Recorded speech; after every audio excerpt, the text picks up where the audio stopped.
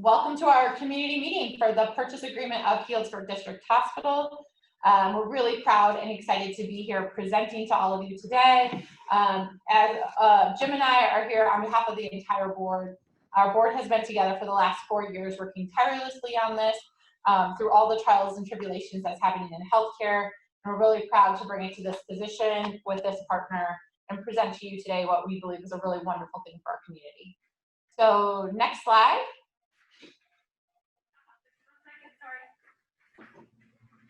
I got Susan really multitasking back there. She's driving slides, letting people in. Okay, so again, my name is Erin Gore. This picture was taken pre-COVID that I have a toddler with me 24/7. I'm just kidding. Then we have Jim Slushler. He's in the room. He's our mighty CEO, so he's going to be helping participate. Mr. Nantel is our board treasurer. He's been a wonderful teammate through this process, and him and I are going to tag team the presentation today, so you're going to get to hear from both of us. And finally, we have Dr. Lakander and Dr. Tito, who are our Chief of Staff and Chief of Surgery. Today, Dr. Tito is with us, so he's really here in the audience to help answer questions from a physician's view or lend his support to the transaction. And then in addition, we have Jed Weisberg, who's on the phone, who's a community member. He's a retired Kaiser doctor who is really focused on quality, and he's been part of our strategic planning committee. And he's here as well to talk on behalf of the transaction as a community member.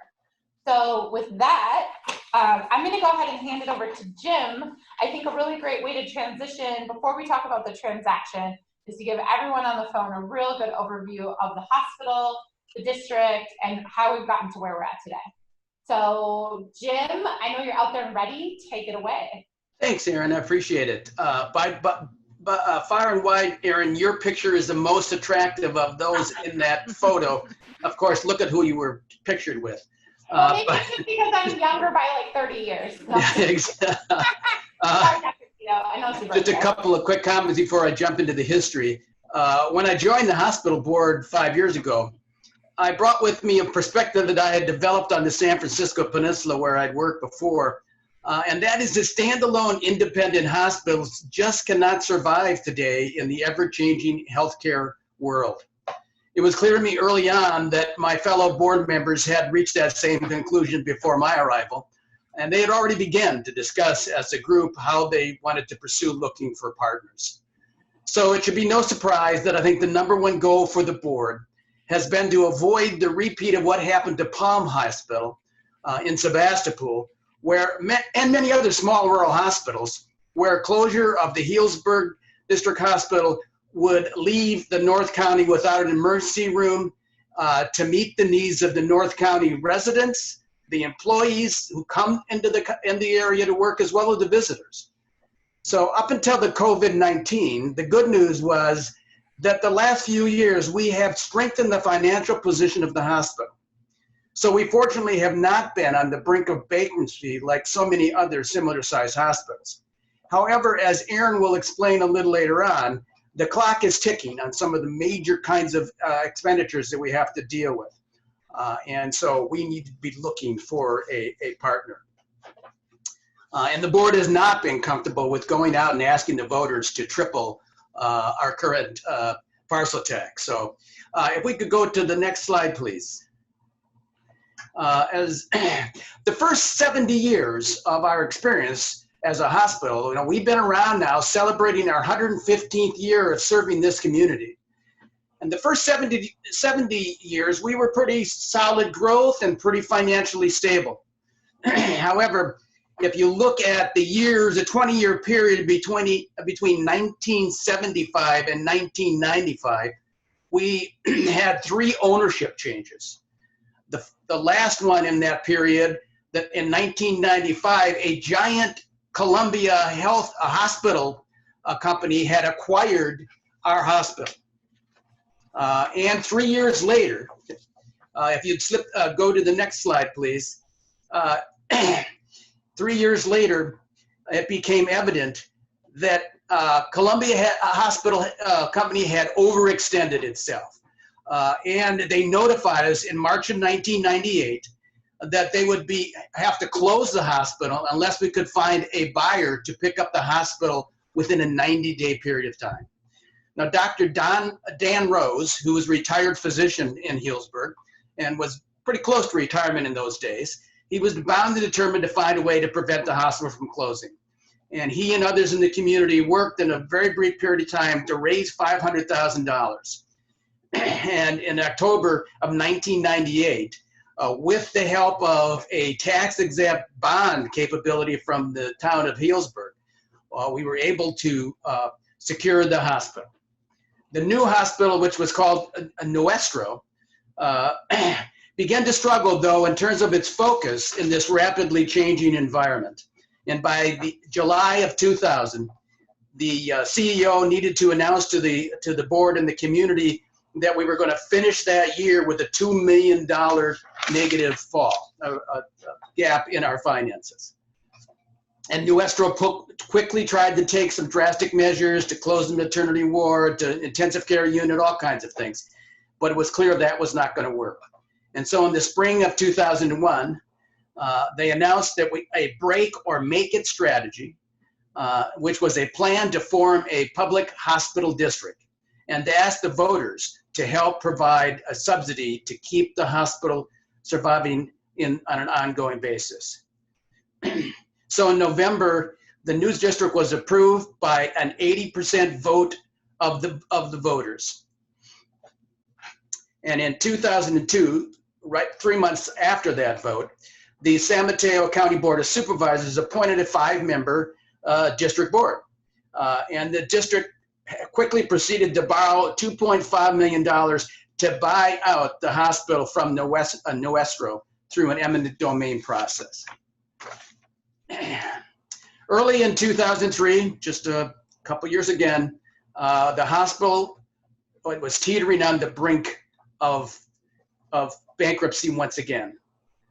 And in a few months later, on April of 2003, they decided to ask the voters to increase the parcel tax that had been approved earlier from $85 to $150. And again, in April of 2004, the voters approved that request. Now, the good news is that without the parcel tax and the improvements that you will see noticed on this slide under bullet number 2, a program to raise $13 million, which was led by a member of our board today, Dr. Dave Anderson, to raise $13 million to make some hospital improvements. And also, as you see in that bullet, a critical access hospital designation was provided to our hospital. Those two things, the increase in the parcel tax and the critical access hospital designation, was a game changer. It put us in a position that today makes us, unlike many other hospitals, more attractive for acquisition because we have those kinds of factors working to our benefit. Now, before I go back to Aaron, let me talk a little bit on the next slide about a little bit about the district. As you will see, we are doing business as the Healdsburg District Hospital, and we have clinics both on our campus in Healdsburg, but we've also operated a women's clinic in Windsor, and we have operated a clinic up in Cloverdale in the past.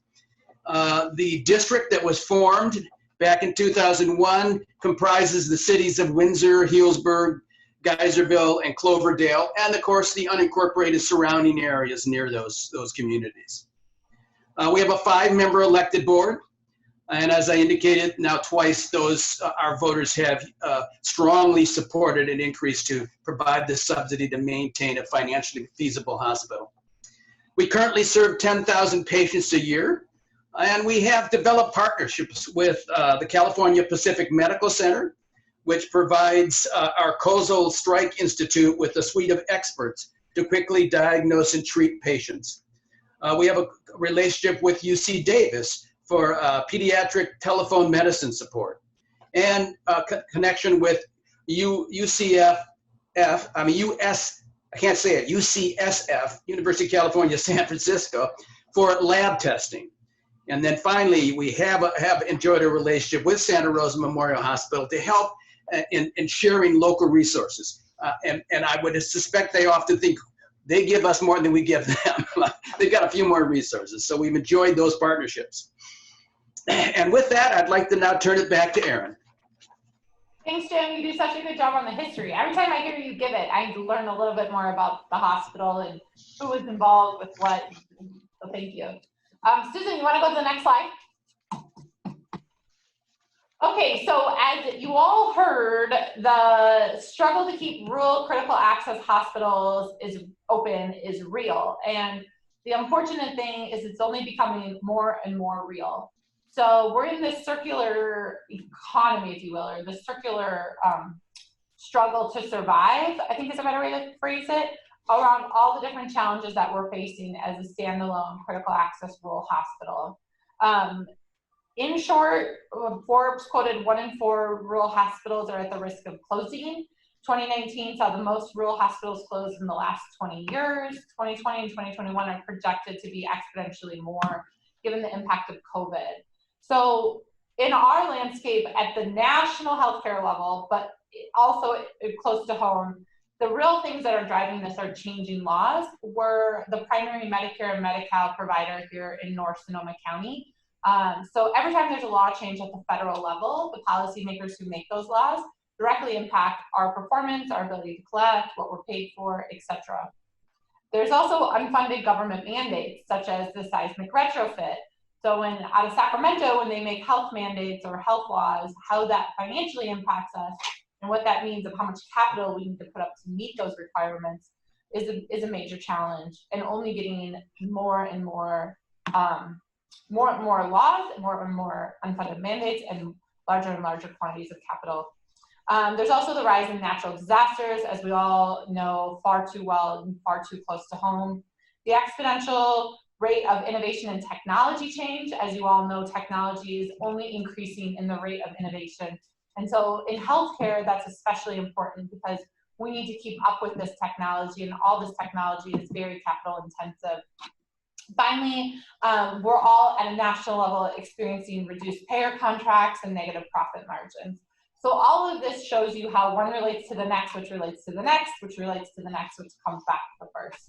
And the challenges that we face on an ongoing circular nature. What that means specific to our district, we learned as a board, we really broke it down and said, okay, what are we really facing here for Healdsburg District Hospital? Next slide, please, Susan.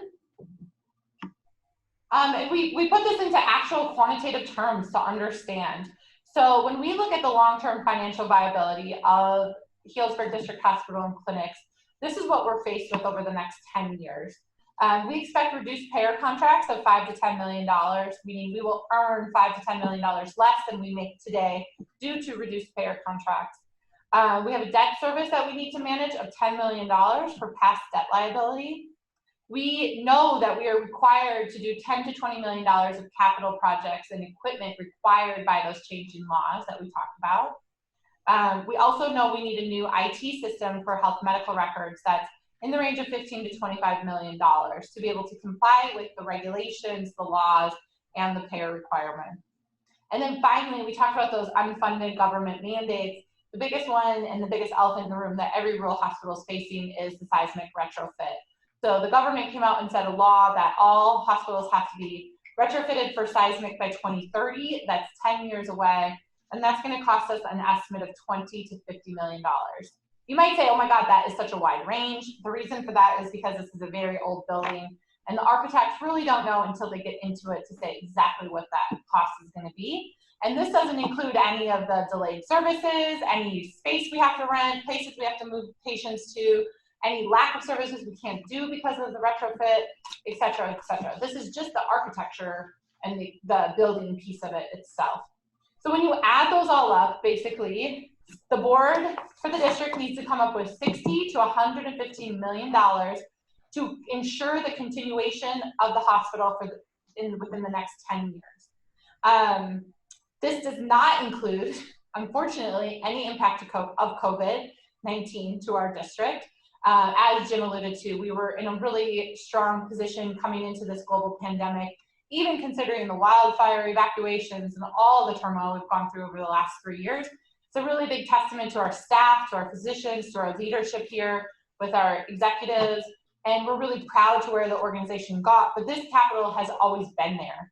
Then you put on top of it the impact of COVID-19 and how that's drastically impacted our cash position and then the reduced services we can do, and the timing has been critical now more than ever. So with that, we took a really serious look and we said, what can we do? So next slide, please. I like a good challenge. I think the whole board likes a good challenge. It's why we're committed to being on this board. And we basically said, as an organization, okay, we need to take a very thoughtful, organized, and strong approach to solving these problems. We wanted to have a long-term solution, not something that was year to year or emergency to emergency, as in the past history of the hospital has been. So the district board created 2 different committees. There was a strategic planning committee and a partnership committee. The strategic planning committee was made up of board members, district community members, C-suite, and physicians. So this is really a crosshatch of our ecosystem and our constituents to make sure that we had everybody at the table and we had lots of diverse opinions and thoughts, and we could really leverage each other's strengths and guide the board. The partnership committee was comprised of board members, our CEO, our attorneys, and an M&A specialist. So we realized moving through this process of finding the right partner or looking at what our options were going to be, we needed to have some specialists at the table who have vast experience in doing this, and we could really lean on for their expertise to get the best deal for the community possible. I'm really proud to say that we were able to find a wonderful attorney who helped guide this whole conversation and really did some really big successful work for us. So as a board, we looked at what are the options to address this capital deficit? How could we fund this? We came up with really 4 options only. So the way we laid it out, we could close the hospital. Does this hospital need to be here? It's always struggled to survive. Are we doing the right thing trying to force this hospital open? Question mark. That was one path. The other path is we could find a long-term partner, and we could really partner the organization for the success over the long haul and really address the capital, the innovation, as well as the services in the best way possible for the community. We could build a new hospital. So what could we borrow? How could we get loans? How do we finance this to build something new? And then finally, we could stay independent here and figure out how to raise the capital from the community to address all of these capital needs, but in a self-funded, independent manner.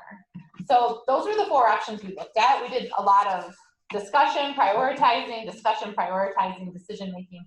And we did a lot of community surveys, actually. And next slide, please. I just start rambling and lose track of where I'm at on the screen versus my notes. It became very clear very quickly that the community really needs this hospital and clinics. We are a lifeline for so many between the ER, the Stroke Institute, as well as the Medi-Cal services and the Medicare services we provide. So we definitely realized as a board it was so obvious to keep this hospital and clinics here for the long-term duration of the community. And then we also realized the community didn't have the capacity to raise the $100 million that we needed. We also didn't have the capacity to borrow the money that we needed. We tried, we looked at it, we investigated what we could do, and that capacity just wasn't there. So the only way we felt that we could get this hospital and clinics here successfully for the next 30 years was through a long-term partner. The different community groups, the Strategic Planning Committee and the Partnership Committee, worked on independent projects, if you will, or independent tasks, but collaborated very deeply, and then everything reported up to the board over the past 2 years in open session meetings and documented in our notes, in our minutes online.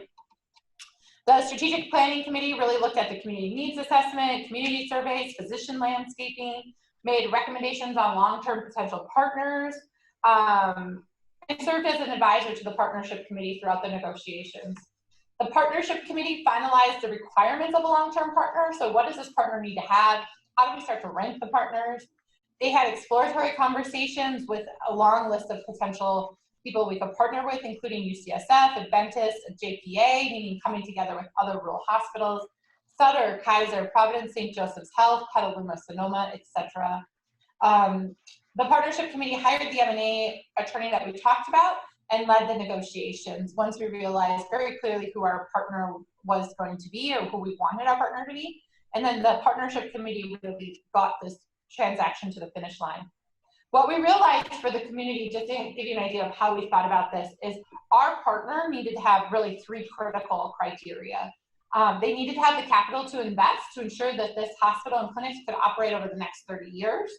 So remember that list of $100+ million I just put up? They needed to have the capacity to make sure that list was met. They also needed to be a quality provider. Nobody wants poor quality healthcare in the community. So quality was at the top of our list of prioritization around who we partnered with.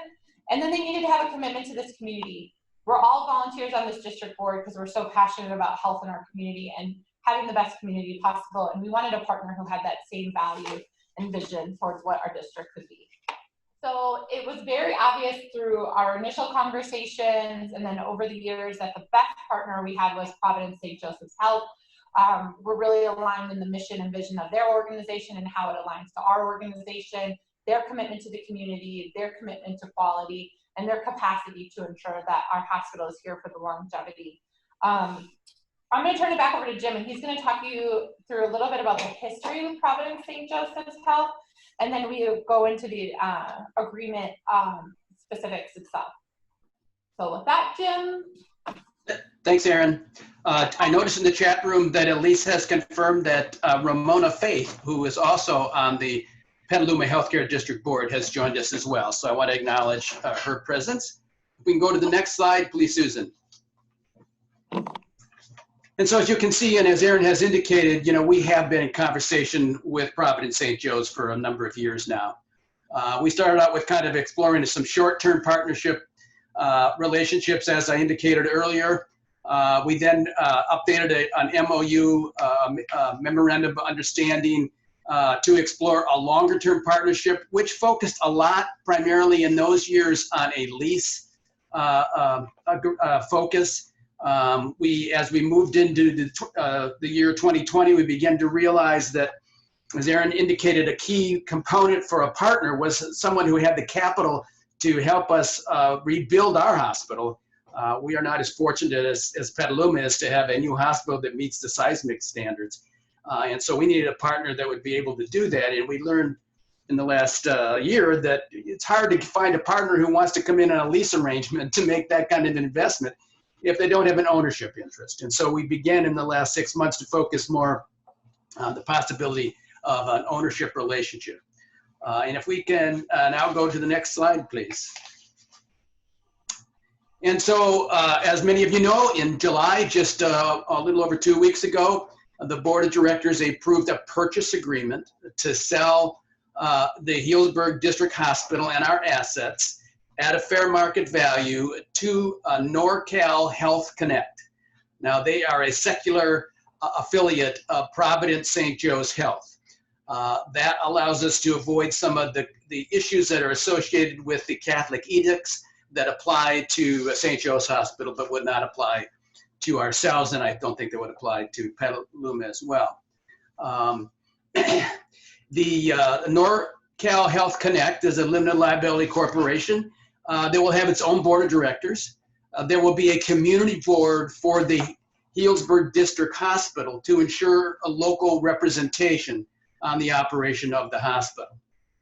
And of course, the North Sonoma County Healthcare District Board will remain as we are. As I indicated, in order for us to be attractive to St. Joe's or any other potential partner, I know a little bit of surprise and maybe disappointment to some of our taxpayers is we need to continue with the parcel tax in order to be viable. And so the board will remain to collect those taxes, to administer and oversee the conditions of the sales agreement, and to pass those funds on to a NorCal Health Connect so that they can continue to financially operate our hospital for the years to come. The agreement that we reached needs to be ratified by the voters on November 3rd. And so if the voters were to decide otherwise, my view is we're in a world of hurt, given what's happened to our finances in COVID. Next slide, please.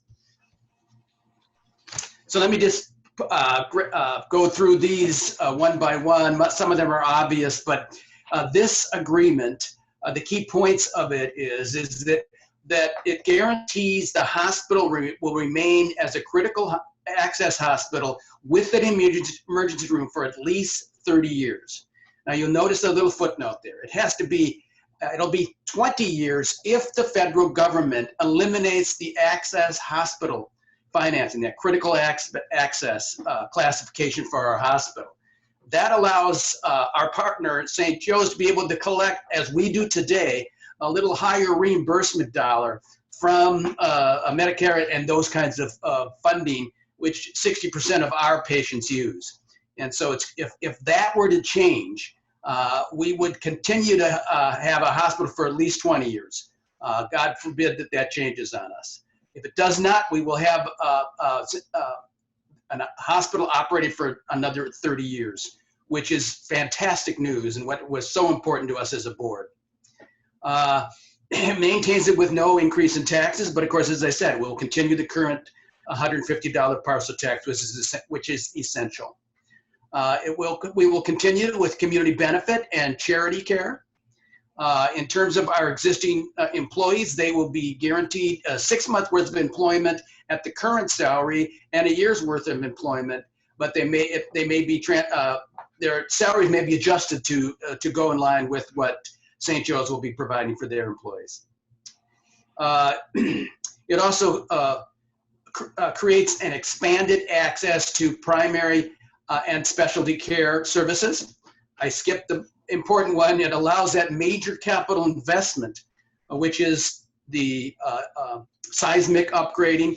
But there's also other things that we'd hoped to do prior to the COVID that we can no longer afford to do that will allow us to be financially more profitable in the near term, even before we rebuild the hospital.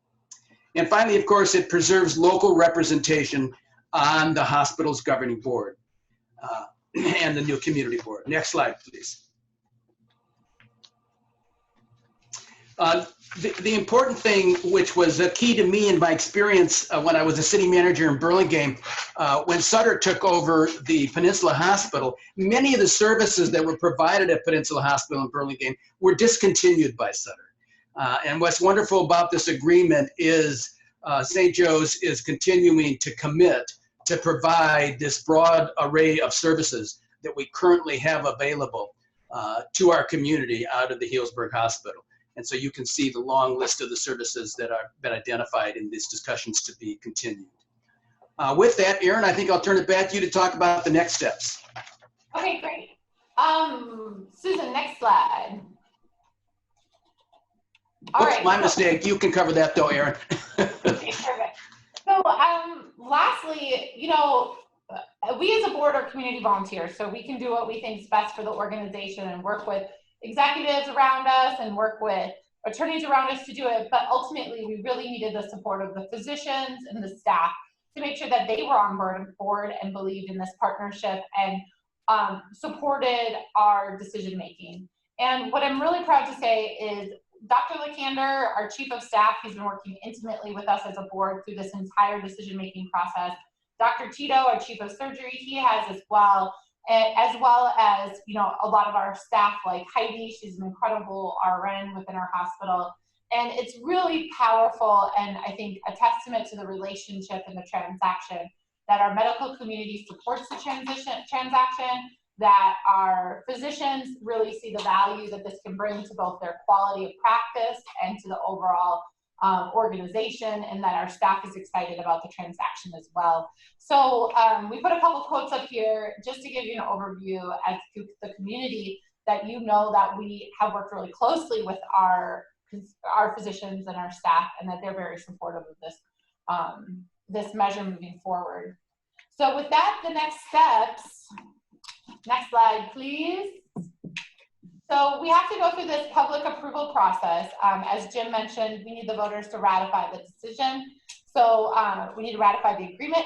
The terms of the agreement have been reached, but they remain tentative until we have voter approval. The agreement may only proceed if approved by a majority of voters in the district. The election is November 3rd, the same day as the presidential election. The voter district, again, is Windsor, Healdsburg, Geyserville, Cloverdale, and the rural surrounding areas. The measure is called Measure BB. If the voters approve the purchase, the two parties will proceed with the regulatory approval process and have the agreement and the transaction closed by the end of the year. If the voters decline this transaction and they vote to not approve this transaction, then the future of the hospital looks really difficult, to be honest.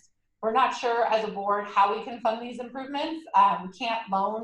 We can't get loans to support it. And so it would really be then us turning back to the community to raise that capital out of the community, whether through tax increases or philanthropic initiatives. But really, this is quite, from what we see, really the only and by far the best path forward. So it's really important to have the voter support in November. And then with that, that's the close of the presentation. So next slide. So at this time, we really want to open it up to all of you. Please don't be shy. Be brave. We're all brave on Zoom. And Slack us your questions, chat us your questions, email your questions, raise your hand, or just shout it out. But I really want to open it up to the audience and be able to address some of your questions, concerns, and dig in a little more. So with that, Susan or Julie, do we have any raised hands to start? Not yet. Go ahead.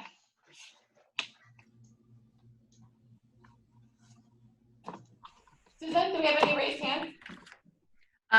No raised hands yet. Okay, great. Do we have any questions in the chat? No questions in the chat as of now. You guys are making it really easy on us. Maybe you're all packing like my husband's doing with our PTSD from fire that we're all faced with.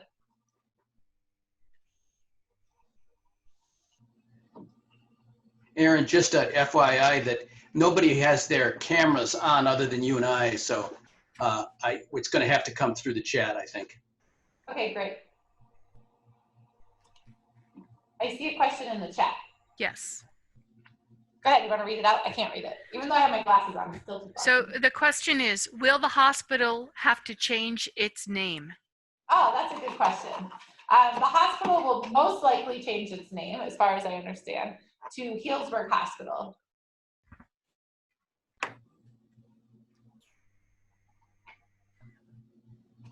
Jim's giving me the head nod, yes. Okay, we have another one. Great. Was women's health included in agreed upon retained programs? Yes, I'm actually really so happy to tell you that, yes, the women's health program with Dr. Kimbrough in Windsor was retained. It is definitely moving forward as part of the transaction. And Dr. Kimbrough herself has been part of the strategic planning committee, really talking about the partnership and where it can go, and actually came on as a ballot measure supporter of the transaction. So we're proud to have her support of this initiative, and we're even more happy to continue her services. Other questions? Good ones. How about what does secular mean? Does anybody have a question about that? That was only maybe me. Aaron, I just had a clarification question on your answer. Is there a possibility that Dr. Kimbrough's clinic may be relocated though? Yes, I'm sure that's a possibility that it might be changed, because the license on Dr. Kimbrough's clinic is different than the license of the hospital. But as far as we think of clinics, we think of the services they perform, not the actual building they're in. So as it pertains to the services they perform and being available in the district, and Dr. Kimbrough herself, her clinic and most services are continuing with this transaction. Thanks. Good clarification. Very, Some people, go ahead, Dr. Tito. yeah, I just wanted to talk a bit about my support for this and some of the reasons I do support it. You know, in our core values are accessibility and collaboration. And if Healdsburg Hospital closes or has to massively scale back operations, that is going to have a tremendous effect, a negative effect, on the accessibility of healthcare for the Northern County. We are, you know, there as the only inpatient area as you go up further on 101.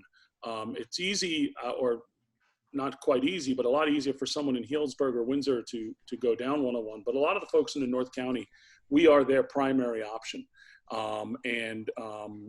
I've seen a small hospital in upstate New York close that I was involved in when I was there, and everyone thought, well, we can just go back to the mothership hospital.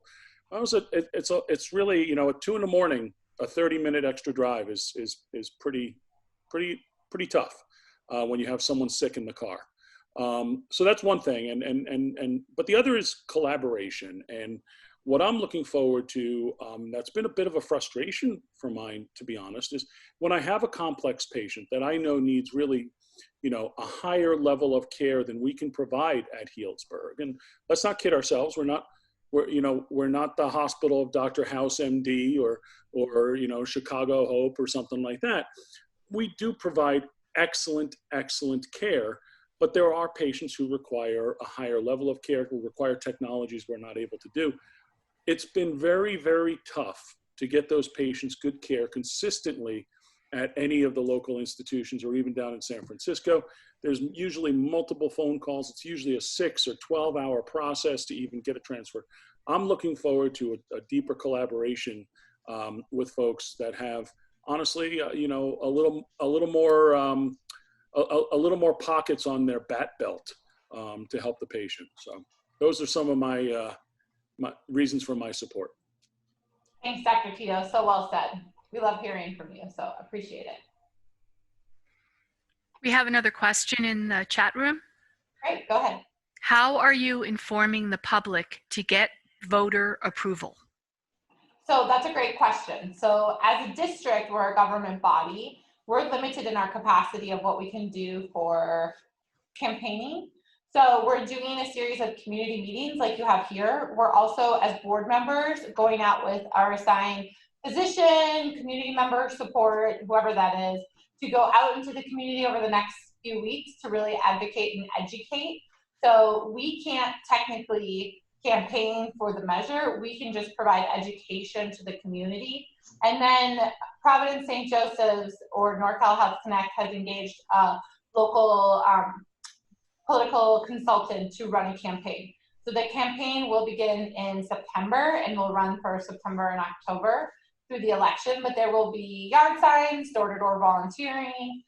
We would love to have volunteers. I know us as board members and probably our physicians and our community constituents as well will be volunteering with the campaign, but that campaign will be funded on behalf of Providence St. Joseph, not by the district for the measure. So this is really an education platform right now to answer your questions and to really dig in.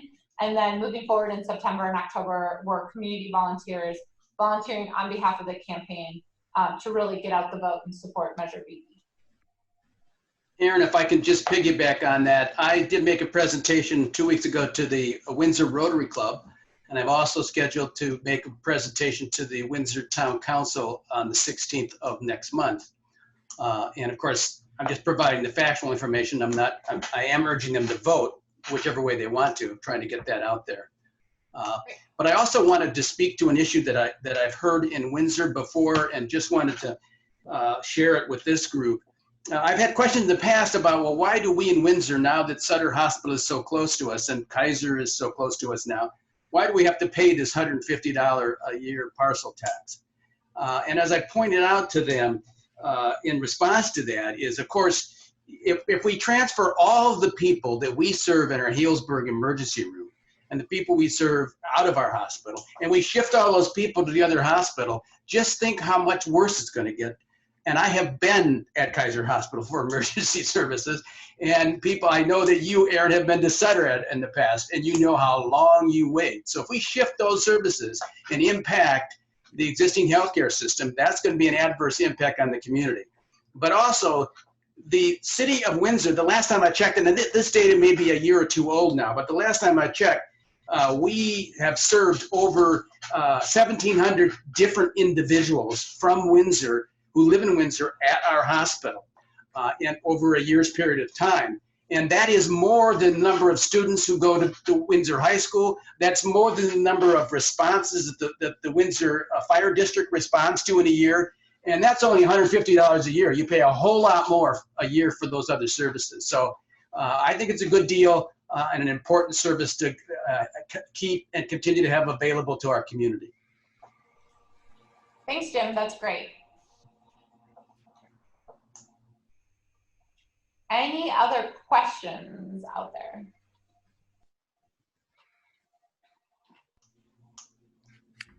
No other questions in the chat room right now.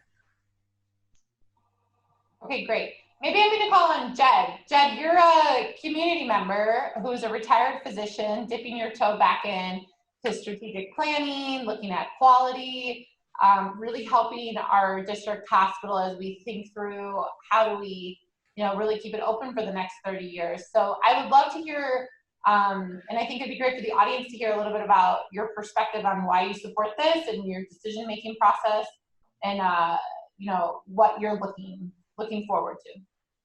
Sure, Erin, thank you.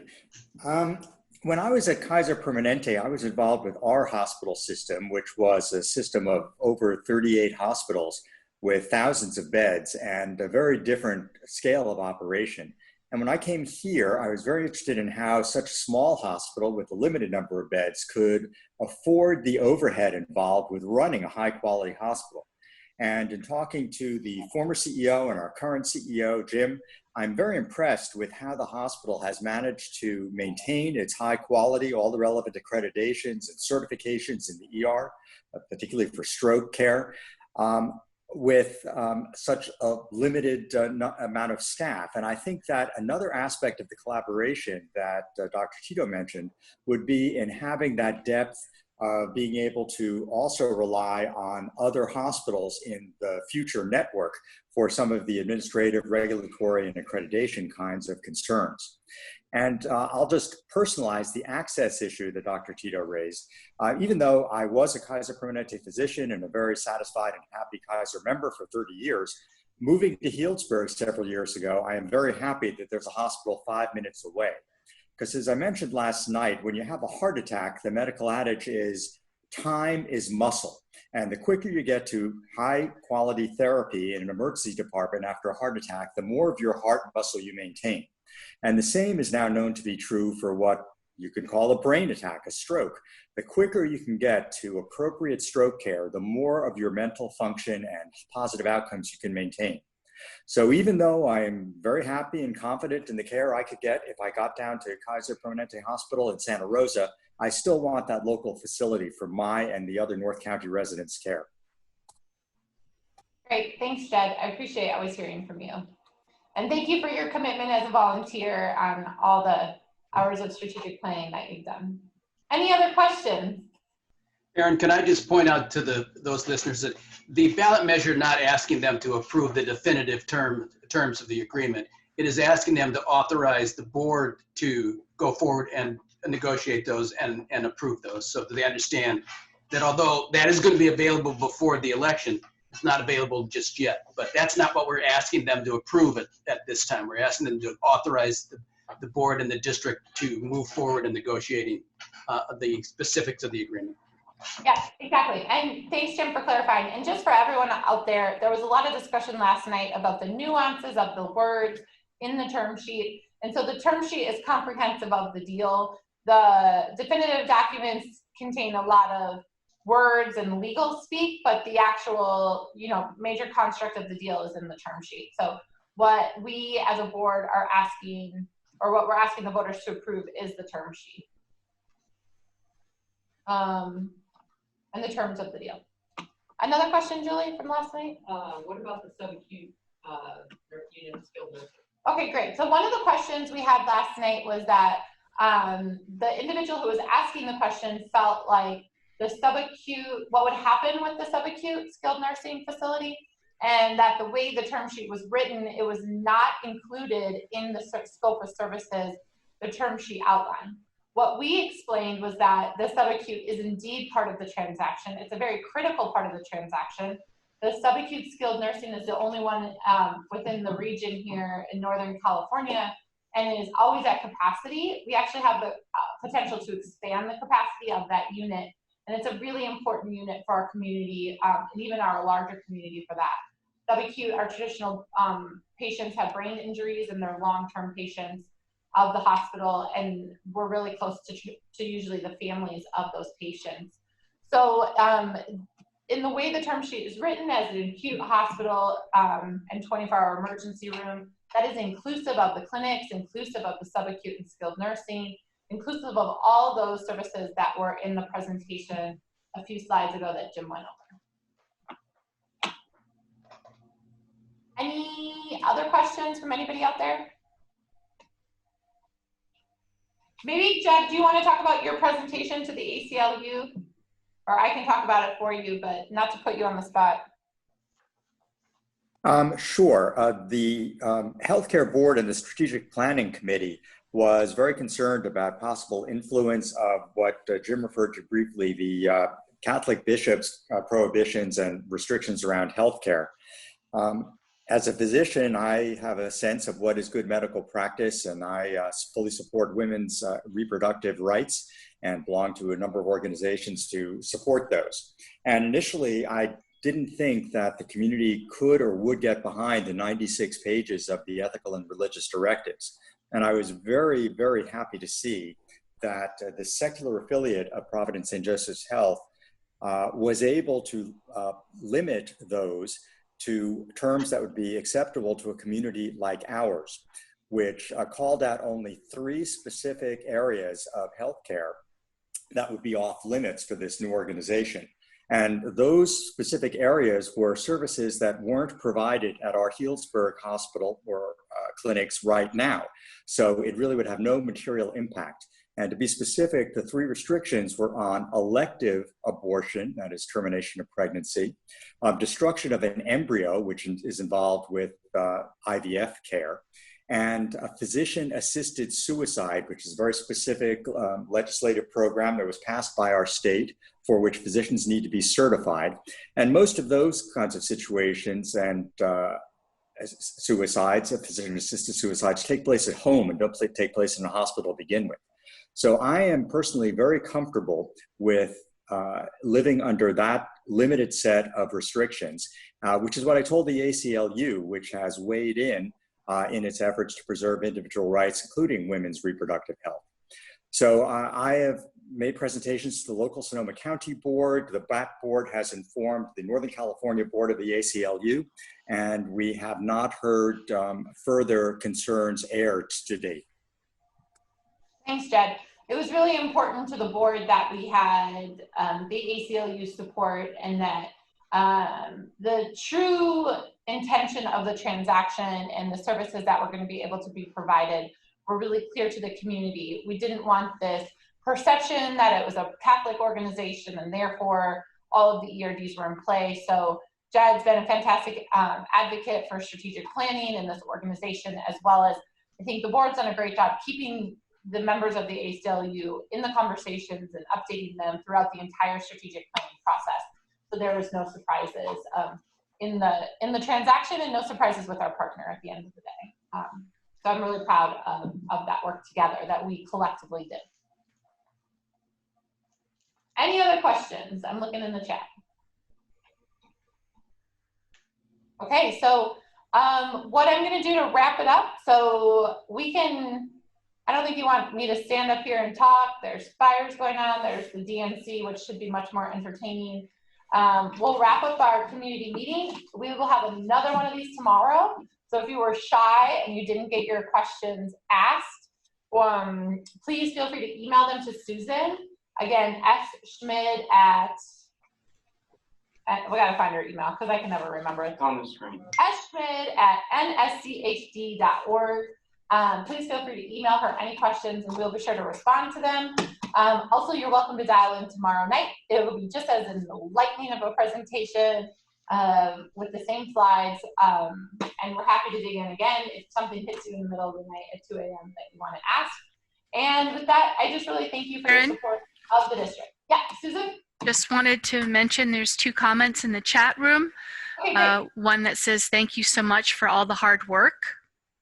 great. And another one that says, good job, Healdsburg. All right. Well, thank you. You're welcome. And we're really proud, and we hope you guys all out there are as well. The So, last one's from Ramona Faith, our colleague from Petaluma. oh, that's so great. Good job to Ramona too. So with that, you can see the presentation online, and we'll go ahead and sign off, and then we'll be back tomorrow night if anyone wants to dial back in. Thank you all for joining, and stay safe.